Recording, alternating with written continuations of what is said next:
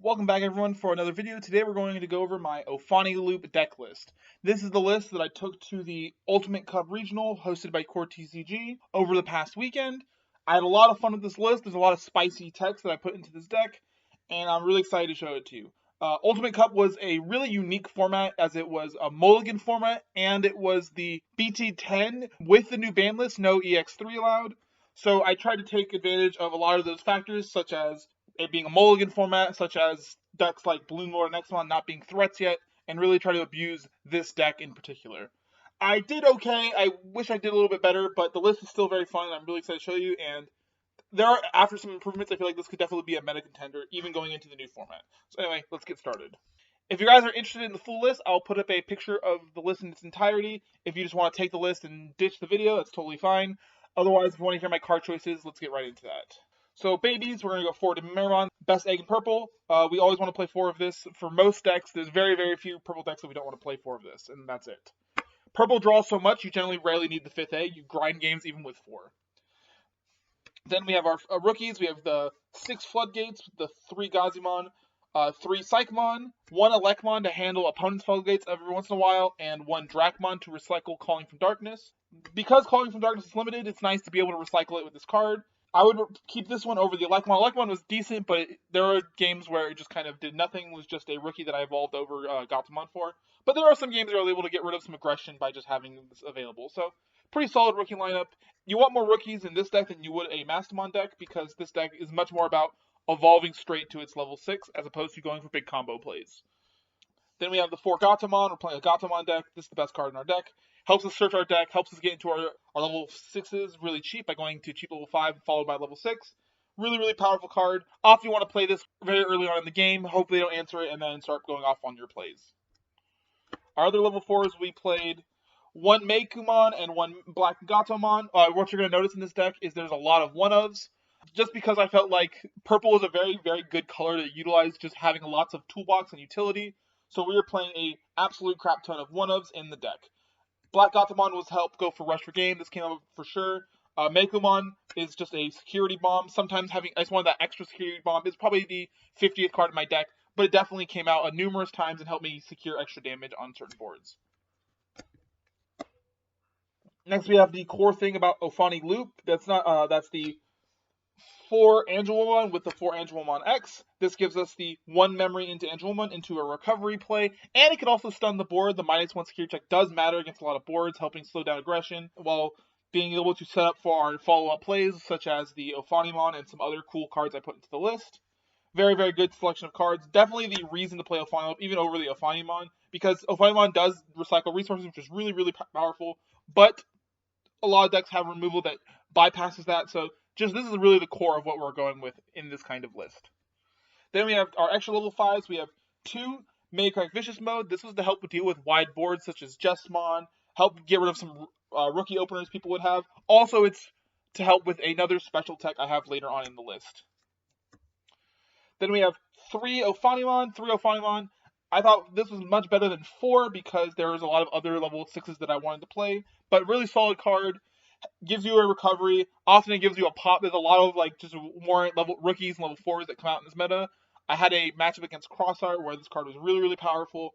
Just an overall excellent card, and the ability to float into Gatomon to just continue your resource loop is really, really strong. Namesake of deck, definitely play 3. You could play 4 if you want, but for this list I wanted to play 3 because I have some really, really cool cards in this deck as well.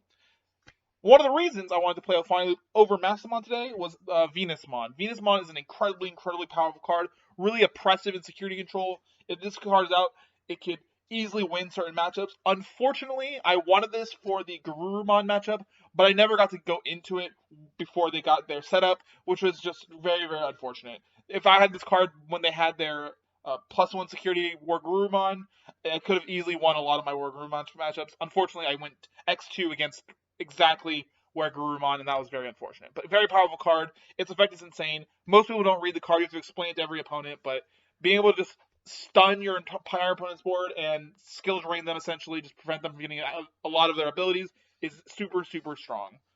Definitely a good reason to play any kind of yellow base anything. It's one of the best yellow cards in the game right now. Then we have the BT4 Mastamon. This is to go with the traditional win rate into Mastamon, into Black Gatomon combo. This came up a couple times. It's not my favorite level 6. I honestly kind of want to cut it. It's one of them, I didn't like it that much, but the card is still really cool. It still helps you sneak out like 4 checks because you can go into this with the win rate, have security +1 because of the Angelomon. So you've already trashed the security, get 2 checks, so 3 checks, and then the Black Gatomon can finish off games. It came up a couple times, especially summoning the Black Gatomon, even more so than the extra damage, and trashing security is nice. But overall, it's a solid card. You could definitely cut this card, but it is very good still. So that's more of a personal choice. Then I wanted to spice up with one Mastamon. That is why I played the Vicious mode. I needed a purple target to go into Mastamon. Sometimes I think that the loop play wouldn't have, just going for a basic Ophanimon wouldn't have been enough, so I wanted to just burst out some more removal while getting out some more level 5s, and this helps set up a double level 6 play. This helps you swarm the board better, although you give your opponent more memory, you can take out better threats like level 5s and the like. Really, really strong. It isn't as strong in this list because you don't have the Magna Angemons or the Lucemon Chaos modes to wipe out certain threats, but the card was still really good. There was a really cool play I had on stream with this deck, and I could have won that game, but ended up as a draw. But very, very good card. Then I'm playing the Roguelmon and Ordinemon package. This card actually overperformed today. I have very much memed on this card for a lot of different decks I've seen. I thought this card was pretty whatever, but in the current meta, there are certain decks where this card just auto wins the game. I played against 2 Jesmons, and literally against every Jesmon player, I just went into this. It just soloed the matchup.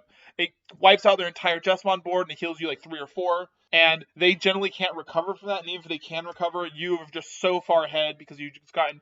Even if you give them infinite memory, they're not going to be able to raise out a stack that turn, because they generally go for their Jesmon play and give you like 5 memory or such with nothing else on their board, and you just wiped out their whole board. So they have to rebuild in raising area. They've already used their at least 2 or 3 of their reduced cost ability. Crazy, crazy card in that matchup. Also probably a crazy card in the upcoming Blue Lord matchup. This card was overperforming today. There are some other matchups where it came in clutch as well. One of the misplays I made in the tournament was I had 2 level 6s on board in this hand. I could have fused into this to go for game, and I just totally missed it. If I did that, I probably could have placed better, maybe gotten a top 32 finish, but card overperformed. This card is decent just because it allows you to go into this card when you have either just a level 6 on the board and you can go into this, or if you're in the last line of defense at 1 security, play this, get another level 6, go into this. Most of the time I would just hard play this, get like an Angelomon while I had another level 6 because I have a lot of floaters in my deck, and then go into this to try and stabilize the board, and hopefully that last push is really good. Very, very impressed with this card. Thought it was just a meme. It's actually pretty solid, and would definitely think that at least teching one of each is not too big of an investment for any kind of Gatomon style deck. Then we play one DeathX. I didn't want to overcommit on this card because this card can be a little bricky if you're playing against any kind of 1-stack deck, which are the only decks I actually lost to today. So this card definitely is an excellent card, one of the best cards in the game right now. I think it's fine at 1. You're playing purple, you have a lot of ways to search, mill, and then you also play Calling from Darkness, which lets you recycle this. And I'm playing the DarkKnightmon, which lets me recycle Calling from Darkness. So as long as I get this in rotation, I can almost always see it in any of my games. Very powerful card. Definitely play with DeathX. You can play 2. Card is crazy. Then we have options. One of my big mistakes of the day is I was playing 3 Chaos Upgrade. I wish I played 4. There were some games where I played some of my cards that mill and search, and I trashed these, and I really wish I had them to heal at some point in the game, or even just drawn them in my hand, but it's very unfortunate. I wanted to play 3 because it could be a little bit bricky, but I could probably just cut another bricky card for it and have the better chance at removing my opponent's threats. I only lost 70Ks, and if I saw these in security, I might have been able to win those matchups. Best removal in the game. Next up, we have the 4 Health Scythes. 4 Health Scythes is a crazy card. Lets you recycle your Angelomon. It's less good without the Magna to get the recovery, but it's still just a really strong card, being able to summon out a body while removing a threat, and your bodies that you summon get some kind of effect, so you can either stun stuff with Angelomon, preparing for an Angelomon X, or go into the Maycrack Vicious mode to kind of remove some extra small threats, or just be out a Gatomon to increase your consistency. Card is really, really good. Always a staple of any purple-yellow deck as of right now. Then we have a ton of one-of options. We play 1 purple memory boost, just added consistency to my deck. 1 win rate to go for some power plays. This definitely came up a couple times. Even if I wasn't going for the Mastamon combo, sometimes just turboing out my Ophanimon so that I could have another play on top of it was really nice. Really, really good card. And then 1 Calling from Darkness. This card is limited, one of the best cards in purple. Being able to recycle resources is just really strong. Most people don't play Memory Boost in purple. I'm a fan because it's just sets up for future plays and helps you be more consistent in a color that sometimes has inconsistency issues, especially since you are playing a Gatomon in the deck. You need to see Gatomon. Then I'm playing 3 more ways to find Gatomon. We're playing Mako. Mako is a really strong card, allowing you to mill 3, setting up your trash while also searching something. Unfortunately, this card sometimes mill Chaos Degrade against my matchups where I really need insecurity, and that is very unfortunate. But otherwise, a pretty good card. It helps your grind game really well because you start getting more and more value off your Gatomons as you reduce their cost. And sometimes it's also pretty good with the Vicious mode because the Vicious mode also gets reduced cost from her effect. Very, very strong card.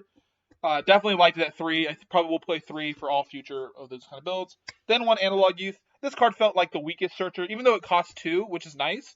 I sometimes kind of wish it was this or a Memory Boost, so I might cut this for another Memory Boost. Also, this card also trashed Chaos Degrades, and that is very unfortunate. But these searcher cards are very, very powerful. Definitely recommend playing at least some amount of searching cards like this. So 5 is pretty good on top of your rookies and your Gatomons. Finally, we have my last 2 tamers. We have 1 Kari, 1 TK.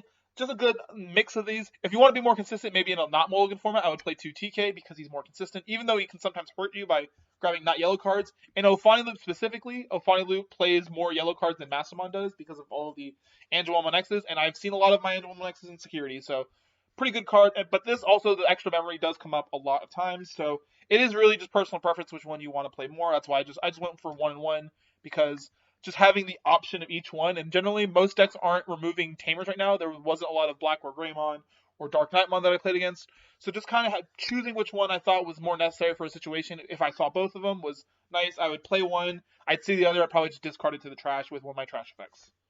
And that's going to be it for today's video. I hope you guys enjoyed the deck list. If you did, make sure to do the YouTube thing down below, and I'll catch you guys in the next one. Peace out.